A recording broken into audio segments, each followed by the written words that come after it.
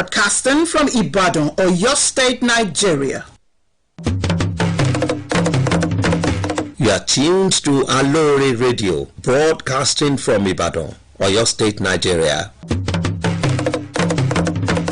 Radio Aloore, tiwantiwa n'Ibadan, ìpínlẹ̀ Ọ̀yọ́. Radio Aloore lẹ̀ ń gbọ́ láti Ìbàdàn.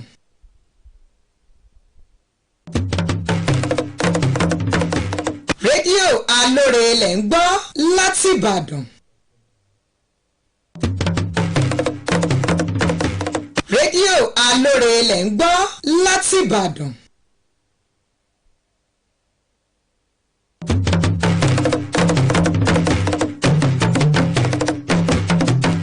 You are listening to Aloore Radio, Ibadan, Nigeria. You are tuned to Aloore Radio, broadcasting from Ibadan, Oyo State, Nigeria.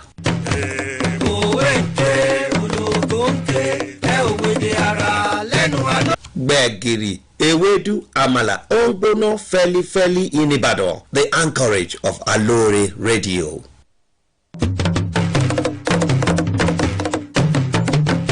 You are tuned to Aloore Radio, broadcasting from Ibadan, Oyo State, Nigeria. Àṣà ò gbọ́dọ̀ wọlé gbẹ́yẹlé, àṣà ò gbọ́dọ̀. Ẹlẹ́ bàbá Àdìó ẹ wo aṣọ ọ̀gbẹ́yẹlé nìkan mọ́ nísìn ẹlẹ́yẹlé gan-an làṣà ń gbé ọ̀rọ̀ ojú òní ìmọ̀ wa rí yín fún.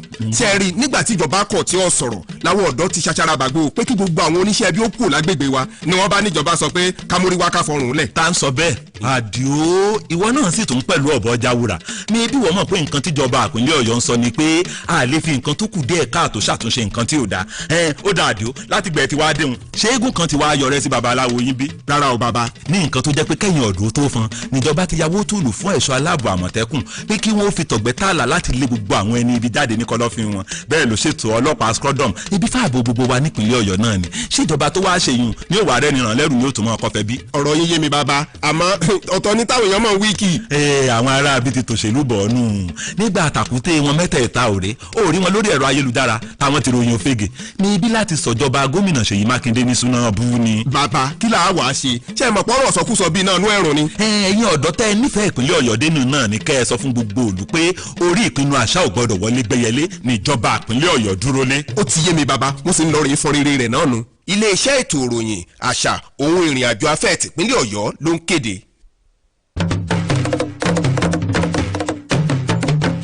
You are tuned to Aloore Radio, broadcasting from Ibadan, Oyo State, Nigeria. You are tuned to Aloore Radio, broadcasting from Ibadan, Oyo State, Nigeria. Àṣà ò gbọ́dọ̀. Ẹlẹ́ bàbá Àdìó ẹ wo aṣọ ọ̀gbẹ́yẹlé nìkan mọ́ nísìn ẹlẹ́yẹlé gan-an làṣà ń gbé ọ̀rọ̀ ojú òní ìmọ̀ wa rí yín fún.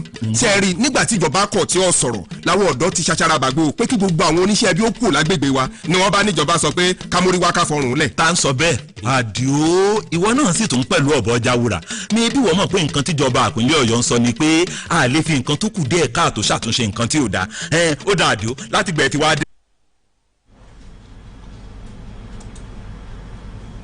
Èyí ni gẹ́gẹ́ ní aago 4 lù èyí ni rédíò Alóore tó kalẹ̀ sí yàrá ìgbóhùnsáfẹ́fẹ́ GSM nílé iṣẹ́ ètò ìròyìn àṣà àti ìrìn àjò afẹ́ tìpínlẹ̀ Ọ̀yọ́ ní sẹkítẹ́rìàtì Agodi nílùú Ìbàdàn. Ìròyìn àgbáyé ni a mú wá fún yín. Orúkọ mi ni Adémọ́lá Ọlátúnjí. Ṣáájú ẹ gbọ́ kókó tó wà nínú ìròyìn náà. Àwọn akọ̀wé àgbà tí wọ́n ti fẹ̀yìntì lẹ́ka ètò ẹ̀kọ́ gbóríyìn fún gómìnà Mákindé nípa ìdásílẹ̀ ẹkùn 4 lábẹ́ ètò ẹ̀kọ́. Ìjọba ìpínlẹ̀ Ọ̀yọ́ darapọ̀ mọ́ ẹgbẹ́ òṣèré tíátà nílẹ̀ wa láti ṣe àgbéga àlàáfíà òun ìdàgbàsókè ètò ọrọ̀ ajé. Orílẹ̀-èdè Nàìjíríà gba ìsíkìní oògùn láti kojú àrùn kòrónà. Nílẹ̀ òkèèrè àjọ tó ń rí sí ètò ìlera lágbàáyé ti sọ di mímọ̀ pé ọ̀kan nínú ènìyàn 4 ni yóò ní ìpèníjà ọ̀rọ̀ gbígbọ́ láti ìsinsìnyí sí ọdún 2050. Báyìí ẹ gbọ́ ìròyìn náà lẹ́kùnrẹ́rẹ́. Gómìnà ìpínlẹ̀ Ọ̀yọ́ onímọ̀ ẹ̀rọ Ṣèyí Mákindé ni wọ́n ti lù lọ́gọ ẹnu fún bí ó ṣe ṣàfikún ẹkùn 4 sí ìṣàkóso ètò ẹ̀kọ́ nílé ìwé gíga girama tó wà nípìnlẹ̀ yìí àwọn ẹkùn tuntun ọ̀hún ní Kìṣí, Ìṣẹ́yìn, Ìbàdàn kejì àti Ìkẹrin, èyí tí gbogbo wọn wáyé ní ó kù díẹ̀ kí ìsìn tó gbẹ̀yìn ọdún tó kọjá lẹ́yìn ìgbà tí gómìnà Mákindé ti buwọ́lu ìdásílẹ̀ wọn láti darapọ̀ mọ́ ẹkùn mẹ́fà tí ó ti wà nílẹ̀ tẹ́lẹ̀. Nígbà tí wọ́n ń gbóríyìn fún ọgbọ́n àtinúdá gómìnà Mákindé, àgbáríjọpọ̀ ẹgbẹ́ àwọn akọ̀wé àgbà tí wọ́n ti fẹ̀yìntì nípa ìṣàkóso àwọn iléèwé girama FOPSA ṣàpèjúwe ìyànsípò àwọn ọ̀gá àgbà ọ̀kọ̀ọ̀kan ní gbogbo ẹkùn mẹ́rẹ̀ẹ̀rin gẹ́gẹ́ bí àṣeyọrí aláìlẹ́gbẹ́ tí ìṣèjọba gómìnà Mákindé ṣe láti mú kí ètò ẹ̀kọ́ dúró ṣinṣin nípìnlẹ̀ yìí. Ẹgbẹ́ ọ̀hún nínú àtẹ̀jáde èyí tí alága rẹ̀ olóyè AA Adélakùn àti akọ̀wé àlùfáà D.O. Mákindé fọwọ́ sí tí wọ́n sì fi ṣọwọ́ sí kọmíṣánná fún ètò ìròyìn, àṣà àti ìrìnàjò afẹ́ nípìnlẹ̀ Ọ̀yọ́ ọ̀mọ̀wé Wàsíù Ọlátúnbọ̀sún ṣàlàyé pé àwọn ìpinnu ìṣèjọba tó wà lóde lọ́wọ́lọ́wọ́ lórí ètò ẹ̀kọ́ ti ń so èso rere pẹ̀lú bí ọ̀pọ̀lọpọ̀ akẹ́kọ̀ọ́ ṣe ń fi orúkọ wọn sílẹ̀ nílé ìwé ìjọba àti bí wọ́n ṣe ń ṣe dáradára sí nínú àwọn ìdánwò tí wọ́n bá kópa nínú rẹ̀. Ìjọba ìpínlẹ̀ Ọ̀yọ́ ti parí gbogbo ètò láti máa gbé àwọn agbẹjọ́rò láti iléeṣẹ́ ètò ìdájọ́ lọ sí olú iléeṣẹ́ àwọn ọlọ́pàá láti lè mú kí wọ́n ó máa gba ìmọ̀ràn lásìkò lọ́wọ́ àwọn agbẹjọ́rò kí ètò ìdájọ́ lè yá ní kíákíá. Eléyìí jẹyọ lónìí nígbà tí ọ̀gá àgbà ọlọ́pàá nípìnlẹ̀ yìí arábìnrin Ngozi Ọ̀nàdẹ́kọ̀ ṣe àbẹ̀wò sí ọ̀dọ̀ kọmíṣánná fún ètò ìdájọ́ ọ̀jọ̀gbọ́n Oyèwọ̀ ní gbọ̀ngàn iléeṣẹ́ ọ̀hún. Ọ̀jọ̀gbọ́n Oyèwọ̀ ṣàlàyé pé àwọn èròǹgbà kan yóò máa wáyé fún àwọn ọlọ́pàá nípìnlẹ̀ yìí láti ọ̀dọ̀ olùdarí ẹ̀ka tó ń rí sí ètò ìfọ̀rọ̀wánilẹ́nuwò látàrí ẹ̀sùn láti lè yanjú wàhálà tó bá fẹ́ súyọ tí ìjọba yóò tún dá ẹ̀ka kan sílẹ̀ tí yóò dí àlàfo láàrin iléeṣẹ́ ọlọ́pàá àti ẹ̀ka tó ń gbọ́ ẹ̀sùn ọ̀daràn, nígbà tí àwọn agbẹjọ́rò yóò wà níkàlẹ̀ ní olú iléeṣẹ́ ọlọ́pàá láti rí i dájú pé ìdájọ́ òdodo wáyé ní kíákíá. Lórí ọ̀rọ̀ ètò ààbò, ọ̀jọ̀gbọ́n Oyèwọ̀ ṣàlàyé pé ikọ̀ Àmọ̀tẹ́kùn ní ọ̀nà kan gbòógì tí ìṣèjọba yìí dá sílẹ̀ láti lè kojú ètò ààbò tó mẹ́hẹ̀ nípìnlẹ̀ yìí, tí ó sì ṣàlàyé pé iléeṣẹ́ ọlọ́pàá kò tí ì kó ipa kankan nípa ṣíṣètò ìgbáradì fún àwọn òṣìṣẹ́ aláàbò Àmọ̀tẹ́kùn fún ààbò ìgbèríko. Kọmíṣánná fún ètò ìdájọ́ tún ṣàfikún rẹ̀ pé iléeṣẹ́ ọlọ́pàá jẹ́ ìgbáradì tó lóòrìn tí ọpọlọ wọn sì dá ṣákáṣáká.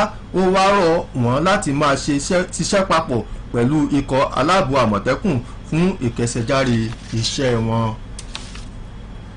Wàyí o, kọmíṣánná fún ètò ìròyìn àti àṣà ohun ìrìnàjò afẹ́ nípìnlẹ̀ Ọ̀yọ́ ọ̀mọ̀wé Wàsíù Ọlátúnbọ̀sún ti ṣe àtẹnumọ́ ìfarajìn ìjọba tó wà lóde nípìnlẹ̀ yìí lábẹ́ àkóso gómìnà Ṣèyí Mákindé láti pèsè ètò ààbò fún ẹ̀mí òun dúkìá àwọn ènìyàn. Ọ̀mọ̀wé Ọlátúnbọ̀sún ṣàlàyé yìí nígbà tí ó ń gbàlejò àwọn ọmọ ẹgbẹ́ òṣèré tíátà nílẹ̀ wa ìyún ANTP ẹ̀ka tìpínlẹ̀ Ọ̀yọ́ ní ọ́fíìsì rẹ̀ nílùú Ìbàdàn. Kọmíṣánná wa ṣàlàyé ìgbáradì iléeṣẹ́ rẹ̀ láti fọwọ́sowọ́pọ̀ pẹ̀lú àjọ ANTP láti ṣe àgbéga àṣà nípìnlẹ̀ yìí tó ń ti ìdàgbàsókè ètò ọrọ̀ ajé. Ọ̀gbẹ́ni Musiliu Dasọfúnjó, ẹni tí ó léwájú àwọn ọmọ ẹgbẹ́ ANTP ọ̀hún, gbóríyìn fún akitiyan gómìnà Mákindé fún ìfọwọ́sowọ́pọ̀ àti ètò ìwúrí tó ń ṣe fún ẹgbẹ́ náà.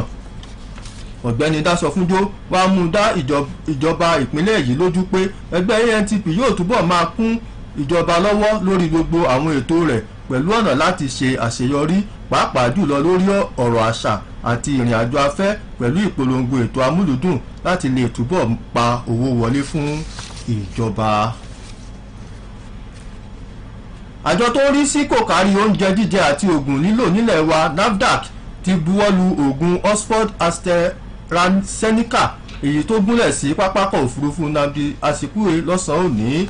Alága amúṣẹ́yá tí ìjọba àpapọ̀ yàn lórí àrùn kòrónà ọ̀gbẹ́ni Boss Mustapha ti sọ lọ́jọ́ àbámẹ́ta pé orílẹ̀-èdè Nàìjíríà yóò gba ìsíkìíní tó mílíọ̀nù 4 níye oògùn ìdojúkọ àrùn kòrónà ọ̀hún. Lára àwọn tó wà níkàlẹ̀ láti gba oògùn ọ̀hún ní pápákọ̀ òfurufú láti rí ọ̀gbẹ́ni Boss Mustapha, mínísítà fún ètò ìlera Ọ̀ságe Ìhánirè, mínísítà fún ètò ìròyìn Lai Mohammed àti olùdarí àgbà àjọ NCDC Chikwe Ihewasu. Bákan náà, àjọ tó ń rí sí ètò ìlera alábọ́dé nílẹ̀ wa ti kéde pé àwọn ọmọ orílẹ̀-èdè nàìjíríà lè forúkọsílẹ̀ fún gbígba oògùn náà látòrí ẹ̀rọ ayélujára pẹ̀lú àfikún pé kò ní ná wọn lówó kankan bí ti wùlé ó mọ. nílẹ̀ òkèèrè àjọ tó ń rí sí ètò ìlera lágbàáyé ti ṣe ìkìlọ̀ pé ó kéré tán ẹnìkan nínú ènìyàn mẹ́rin ni yóò ní ìpèníjà ọ̀rọ̀ gbígbọ́ láti ìsinyìí di ọdún 2050 èyí tí ó pè fún ìtọ́jú àti àmójútó tó péye. ètò àkọ́kọ́ ọ̀hún tí ó wáyé lágbàáyé nípa ọ̀rọ̀ gbígbọ́ ṣàlàyé pé okùnfà àwọn ohun tó ń fa wàhálà ọ̀hún ni àwọn àrùn lọ́lọ́kan òjọ̀kan, àrùn láti inú ìbí, títẹ̀ ara sí ariwo àti ìgbésí ayé bí mo ṣe fẹ́ gbé ayé mi náà kò gbẹ́yìn níbẹ̀. àbájáde ètò ọ̀hún wá ṣèkìlọ̀ pé ogunlọ́gọ̀ àwọn ènìyàn ni yóò ní ìpèníjà ọ̀rọ̀ gbígbọ́ tí yóò bá fi di 30 ọdún sí àsìkò tí a wà yìí, èyí tí òǹkà rẹ̀ yóò jẹ́ 2.5 bílíọ̀nù ènìyàn sí 1.5 bílíọ̀nù tó lé pẹ́sẹ́ tí ó ti wà ní ọdún 2019.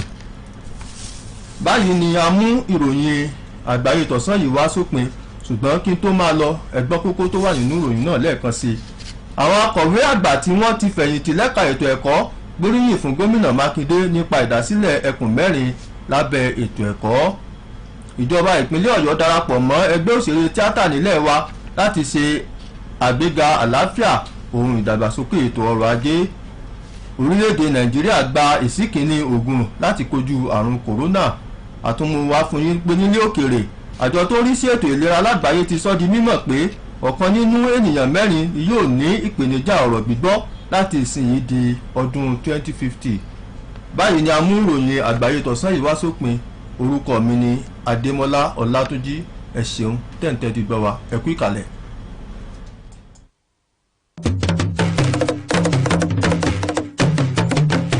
You are tuned to Aloore Radio, broadcasting from Ibadan, Oyo State, Nigeria.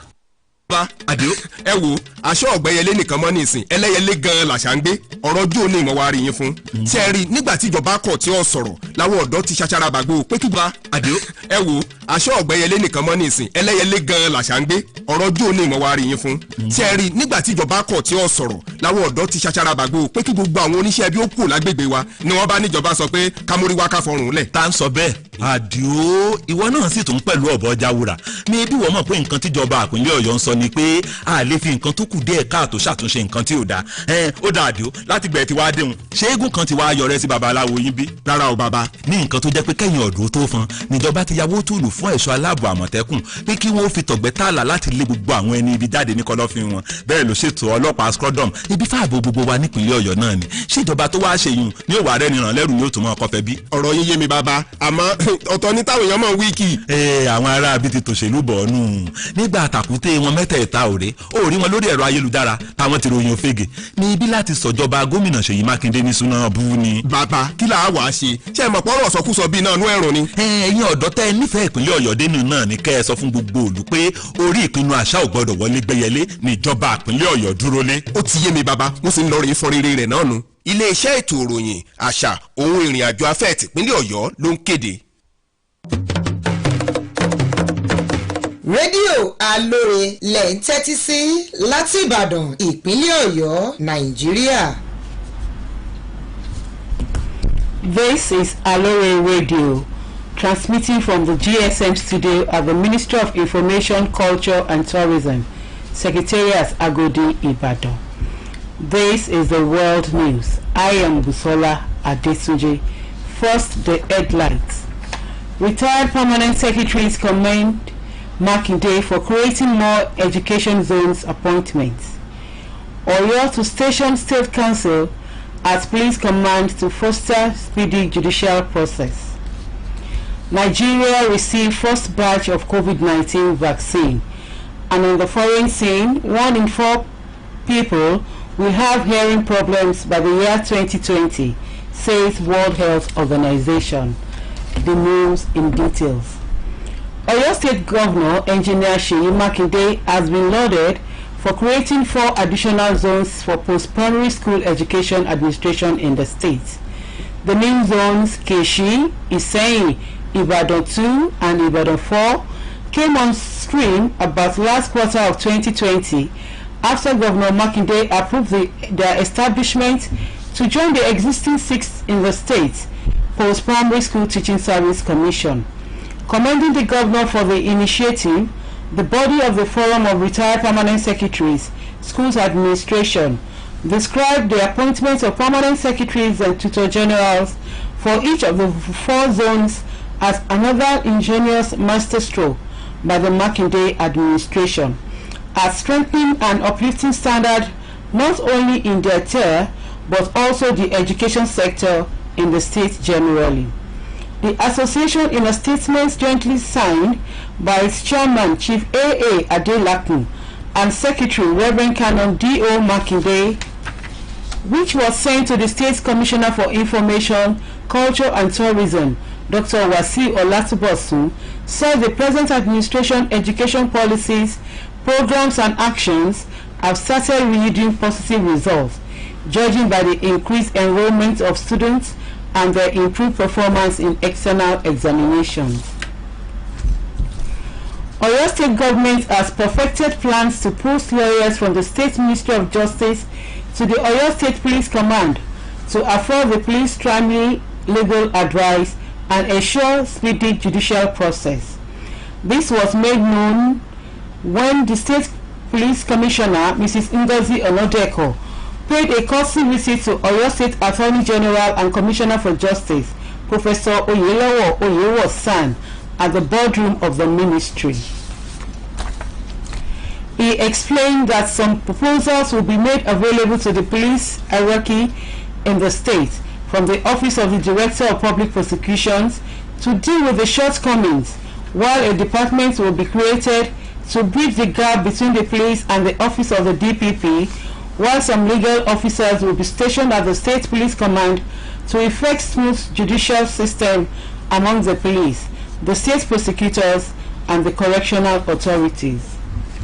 On the security architecture of the state, Professor Oyelowo stated that the state security agencies, also known as Amotekun, is the key aspect of the complementary input introduced by the present administration to combat insecurity in Oyo State, lamenting the fact that the police have not participated in the training of the officers of Amotekun for effective rural policing.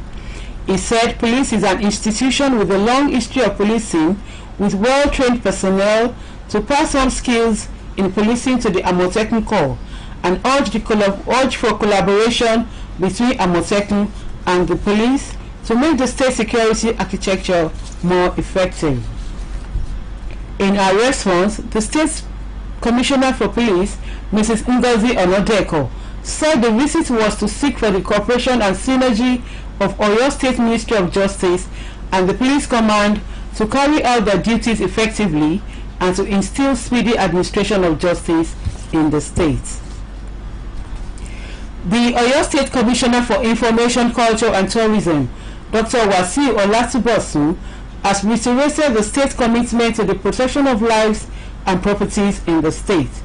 The Commissioner made this remark during the courtesy visit paid by the Association of National Theatre Arts Practitioners, ANTP, Oyo State Chapter, to its office in Ibadan.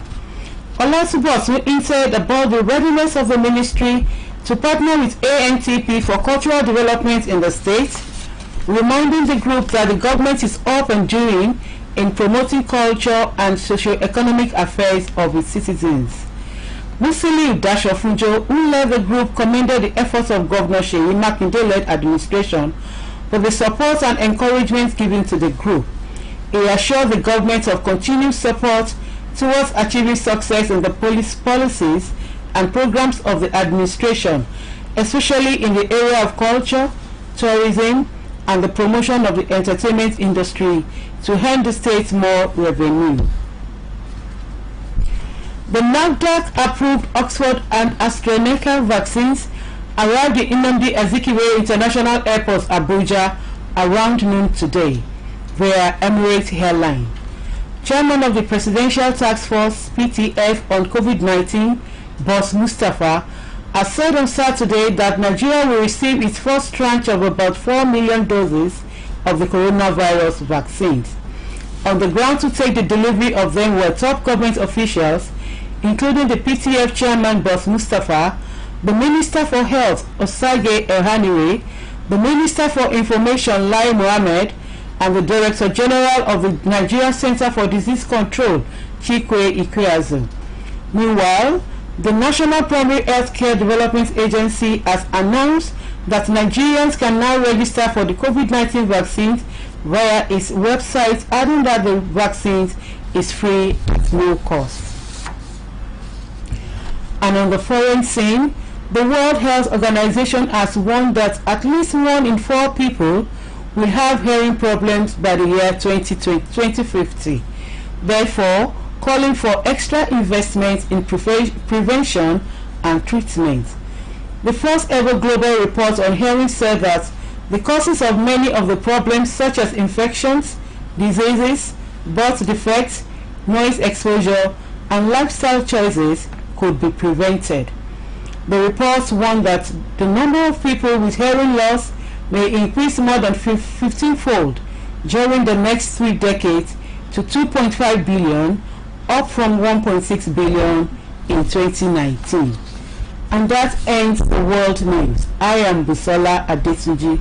Thanks for listening and enjoy the rest of your evening.